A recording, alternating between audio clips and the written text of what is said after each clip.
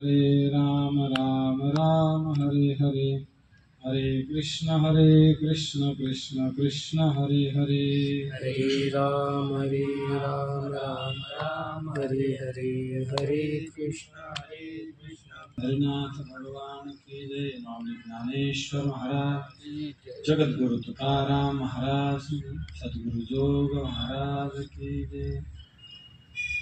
म्हणून जाणते नो गुरु भजिजे, तेने कृत कार्य होईजे। जैसे मूळ सिंचने सहजे, शाखा पल्लव संतोषती। महायोग पीठे कते भीमरथां कुंडलिकाय दातुमिन्द्रैः, समागत्य तिष्ठन्तमानन्दगण्यं परब्रह्मं। अलङ्कारपुरी रम्यसिंहासनस्थं पदां ज्योतितेजस्फुरदिप्रदेशं इन्द्रादिदेवैः सदा स्तूयमानं समाधिस्थमूर्तिं ज्ञानदेवम्। नमो सद्गुरु तुकया ज्ञानदीपा, नमो सद्गुरु सचितानंद रूपा, नमो सद्गुरु भक्त कल्याण मूर्ती, नमो सद्गुरु भास्करा पूर्ण कीर्ती।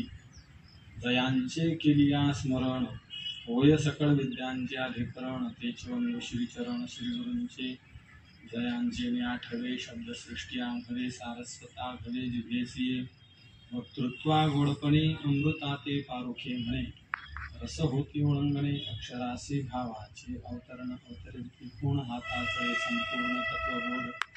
श्री गुरूंचे पाय जय हृदय घेवसोनी ठाय, ते एवढे भाग्य होय उन्मेषासी ते नमस्कारून आता।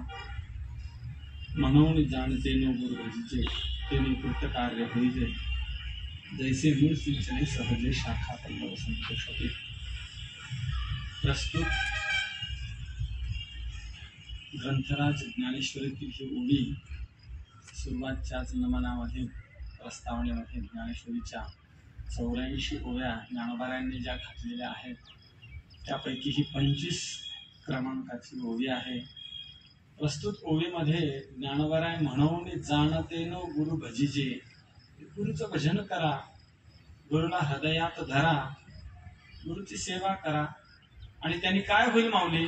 माऊली म्हणतात तेने कृत कार्य होईजे। एक अर्ध्या ओळीमध्ये सिद्धांत सांगून त्याच्याकरता उर्वरित 1.5 तुकड्यामध्ये ज्ञानोबारायांनी दृष्टांत घातलेला आहे। चालत असलेला संत श्रेष्ठ ज्ञानेश्वर माऊलींचा संजीवन समाधी सोहळा 729, आणि या समाधी सोहळ्यानिमित्तानं अनेक ठिकाणी कार्यक्रम चालतात। तसे सद्गुरु जोग महाराजांच्या वारकरी शिक्षण संस्थेमध्ये सुद्धा समाधी सोहळ्याचे कार्यक्रम चालतात। आणि त्या कार्यक्रमामध्ये आरंभीच्याच दिवसाला ही प्रवचनाची सेवा गुरुवर्य नानांनी माझ्याकडे सोपवलेली आहे। त्यांच्या आदेशावरून ही सेवा माझ्याकडे आलेली आहे। ज्येष्ठ गुरुबंधू हरिभक्तीपरायण गाथामूर्ती आमचे तुकाराम महाराज मुळीक बाबा यांच्याही आग्रहानं, त्यांच्याही आदेशाने ही सेवा आलेली आहे। आणि म्हणून प्रवचनाची सेवा, आता वास्तविक इथं अधिकार नसतानाही कधी कधी बोलण्याचा योग येतो। खरं म्हणजे आमचा इथं बसण्याचा अधिकार नाही। अनेक ज्येष्ठ श्रेष्ठ मंडळी आहेत, त्यांनी प्रवचन करावं आणि ऐकावं, का की जुनी मंडळी गुरुवारांच्या सानिध्यात भरपूर काळ राहिलेली आहे।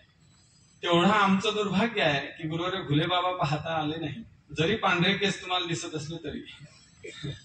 गुरुवार वैद्य बाबा पाहता आले नाही, गुरुवार मोठे बाबा पाहता आले नाही, हे आमचं दुर्भाग्य आहे। पण ज्या ज्या मंडळींनी त्यांचा स्पर्श त्यांना झालेला आहे, त्यांचा चरणस्पर्श असेल, सेवा असेल, त्यांचं वाग स्पर्श असेल, अनेक अंगाने ज्यांनी गुरुवार घुले बाबांना अनुभवलं, अनेक अंगाने ज्यांनी वैद्य बाबांना अनुभवलेलं आहे, त्या मंडळीची खरं ऐकण्याची इच्छा असते।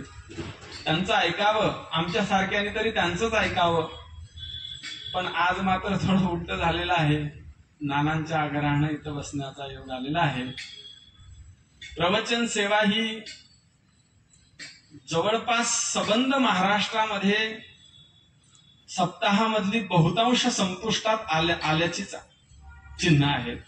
क्वचित ठिकाणी असेलही, निष्ठावंत गाव असतील तिथं असेल, बहुतांश ठिकाणी प्रवचन सेवा ही संपुष्टात आलेली आहे. बहुतेक की काही त्याचं कारण कळलं नाही अद्याप, पण प्रवचन मला असं वाटतं कीर्तनापेक्षा जरा कठीणच आहे. कारण की प्रवचनामध्ये एकतर मध्ये मध्ये ते विठ्ठल विठ्ठल नसते, प्रमाण द्यायची गरज नाही, टाळा चालीमध्ये ते काही वेळ संपवला जात नाही. इथं प्रत्येक प्रमाणशीर बोलावं लागते आणि त्याच्यामुळं की काय सांगता नाही येणार. पण आज जी प्रवचन सेवा आहे ती प्रवचन सेवा खरं म्हणजे मला अधिकार नसताना इथं बोलण्याचा योग येत आहे. परंतु गुरुवर्य मारुती बाबांच्या सानिध्यात जेवढं राहिलो त्यांच्याकडून जे जे काही ग्रहण करता आलं, गुरुवर्य भास्कर बाबा आहेत, गुरुवर्य शास्त्री बाबा आहेत, उल्हास बाबा आहेत, गुरुवर्य माऊली आहेत, शिंदे माऊली आहेत, मोठे माऊली आहेत, अनेक सर्व गुरुवर्य जे आहेत, शांती आपले शांताराम बाबा आहेत, आत्माराम बाबा आहेत, सर्वांच्या सानिध्यात राहण्याचा योग आला आणि त्यांच्या कृपेनं सद्गुरु जोग महाराज जशी बुद्धी देतील तसे आपल्या नियोजित वेळेमध्ये ही सेवा संपवण्याचा प्रयत्न करू. खरं म्हणजे सेवा काय, प्रवचन करणं हीच सेवा नाही, कीर्तन करणं हीच सेवा नाही, तर संस्थेच्या अनेक सेवा आहेत. ते सर्व गुरुबंधू मंडळी वाटून घेतात. पण काय कोण जाणे, आता तुकाराम महाराजांना असं वाटलं 4 वर्ष सेवा कमी झाली त्याच्यामुळे इकडे बसा तुम्ही, असं त्यांच्या आग्रहानं त्यांच्या आज्ञेने इथं बसण्याचा योग आला. एकंदरीत ज्ञानेश्वरी हा ग्रंथ ज्ञानोबाराय ज्या वेळेला लिहितात त्या लिहिण्याच्या मागे केवळ एकच एक उद्देश कायम दिसतो, तो ज्ञानेश्वरीमध्ये ठिकठिकाणी प्रकट होतो आणि त्या उद्देशाला आपल्याला डावलता येत नाही. प्रत्येक ठिकाणी ज्ञानोबारायांचा उद्देश तो दिसतो. खेचराच्याही मना आणि सात्विकाचा पान्हा, श्रवणा सवे सुमना समाधी झोडे, ज्ञानोबाराय बोलतात की नाही. किंवा अपिचे सुधराचार आहे की नाही, तो आधी जरी दुराचारी तरी सर्वोत्तमची अवधारी. मग ज्ञानोबारायांची ही भाषा आहे. ही जरी भगवंताच्या मुखात वाक्य असलं तरी सुद्धा ज्ञानोबारायांचीच भाषा आहे. कारण की पहा, गीता हा असा ग्रंथ आहे की तो फक्त 3च वर्णांनी ऐकावा, श्रवण करावा असा जर वेदाचा आग्रह असेल आणि जर इथं जर अपिचेत सुधराचार असतील किंवा स्त्री वैश्य असता शूद्र असते ती यांती परांगती असे भगवंताचे वचन आहेत, याचा अर्थ असा झाला की ज्ञानोबारायांचा कल पाहून भगवंत बोललेले आहे. ज्ञानेश्वर महाराज जर म्हणत असतील की हा सर्वांच्या ठिकाणी समभाव किंवा यारे यारे लहान थोर ह्या सर्व वचनांनी आपल्याला एकच लक्षात येईल की संतांचा जर सर्वांना एकत्र करण्याचा सर्वांना मोक्षापर्यंत नेण्याचा आग्रह असेल तर मात्र गीताही वेगळं बोलणार नाही, भगवंतही वेगळं बोलणार नाही. कारण की ज्ञानोबारायांचाच हा विशेष आहे. आणि मग ज्ञानोबाराय या ग्रंथाला सुरुवात करतात ती नमनापासून सुरुवात करतात. ओम नमोची आद्या वगैरे नमन करतात. नमनामध्ये आता आपलं सर्व बहुश्रुत आहेत, आहे की नाही. आशीर्वादात्मक मंगल आहे, वस्तुनिर्देश रूप मंगल आहे, नामस्मरण काय नामरूप मंगल आहे की नाही, नमस्कार रूप मंगल आहे. त्या वस्तुनिर्देश रूपामध्ये सुद्धा 2 प्रकार पाहायला मिळतात. सगुणाचं वर्णन करणारा आणि निर्गुणाचं वर्णन करणारा मंगल वेगळा आहे. इथं ज्ञानोबारायांनी आत्मरूप गणेशो आहे की नाही, देव काय ओम नमोजी आद्या वेद प्रतिपाद्या हे सगुण रूपाचं वर्णन केलेलं आहे.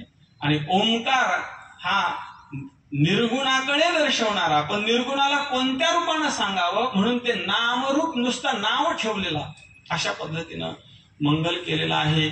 वाङ्मय मूर्ती साकारत असताना गणेशाचं वर्णन केलेलं आहे, सरस्वतीचं वर्णन केलं आणि त्याच्यानंतर मात्र ज्ञानोबाराय गुरुचं वर्णन करतात की जसं डोळ्याला अंजन भेटावं आणि मग या भूमीमध्ये असणारा जो काही द्रव्याचा साठा आहे, सुवर्ण आहे, जे काही संपत्ती आहे ती सहज प्रकारानं दिसावी त्या पद्धतीनं गुरुजीची कृपा झाली. काय झालं, महाराज म्हणतात या गुरूंची कृपा अशी झाली की मला माझं आत्मस्वरूप प्राप्त झालं. म्हणून तुम्ही सुद्धा काय करा, म्हणून जाणते नो गुरु भजीचे, म्हणून शब्द ज्ञानोबाराय घालतात. तसं खरं म्हणजे ज्ञानेश्वरी हा ग्रंथ प्रकरण ग्रंथ आहे, गीता हा ग्रंथ प्रकरण ग्रंथ आहे. काही स्फुट ग्रंथ आहेत, काही प्रकरण ग्रंथ आहेत. स्फुट ग्रंथामध्ये गाथा हा स्फुट ग्रंथात येतो. गाथ्याचा संबंध लावता येत नाही आपल्याला. काय संबंध लावसान गाथ्याचा? गाथ्याचा 2च लोक संबंध लावू शकतात संबंध जगामध्ये, एक भगवंत आणि एक तुकाराम महाराज. ह्याच्याशिवाय तिसऱ्याला कोणाला गाथा कळणार नाही. उगा आपण कळेकळेने फिरावं. गुरुवर चैतन्य महाराज सांगत असतात, आपण उगाच कळेकळेने फिरावं. समुद्राची खोली ती ते समुद्रालाच माहिती आहे का नाही.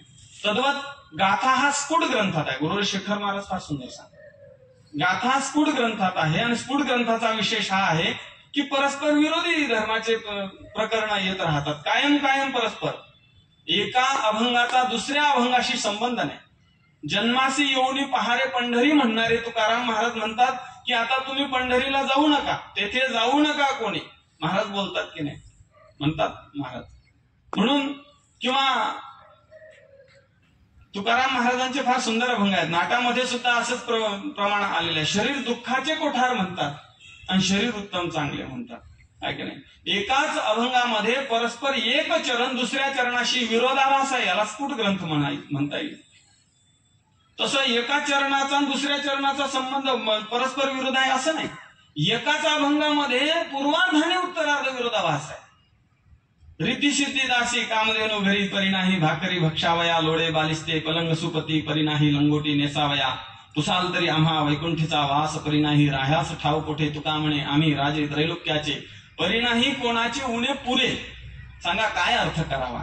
रिद्धी सिद्धी आहे हो, काय तुमच्या घरी कशी संपत्ती आहे, किती संपत्ती आहे. महाराज म्हणतात अरे संपत्ती काय विचारतो, प्रत्यक्ष रिद्धी सिद्धी आहे.